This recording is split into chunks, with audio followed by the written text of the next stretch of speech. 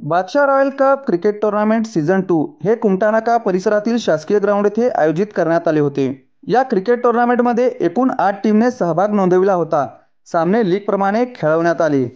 यात प्रथम पारितोषिक प्रदीप यमगर यांच्याकडून 15,000 रुपये तर फारुख शेख शाझनीन डेव्हलपर्स यांच्याकडून द्वितीय पारितोषिक म्हणून 8,000 रुपये असे ठेवण्यात आले होते।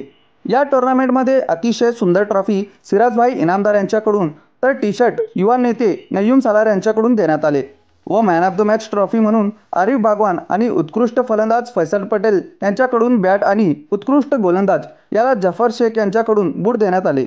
अंतिम सामना हे मुजम्मिल सीसी आणि अली टायगर या दोन संघात खेळवण्यात आला। अंतिम सामना हा अली टायगर या संघाने जिंकला।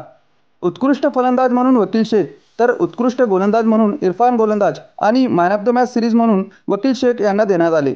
यावेळी प्रमुख पाहुणे म्हणून इम्रान सालार, युवा नेते नय्यूम सालार, लोकप्रधान न्यूज चॅनलचे संपादक अयाज शेख, क्रीडा अधिकारी Satyam Jadhav sir, gold star cricket क्लबचे सर्वेसर्वा राजा बागवान व सिराज इनामदार, सोना जमादार, सादिक शेख, गौस बागवान, खानसाब, आरिफ शेख, बब्बू अड्डेवाले, अजहर गोल्डन, सद्दाम भाई, अजीम शेख आणि बादशाह टीमचे क्रिकेटपटू व मित्रपरिवार उपस्थित होते।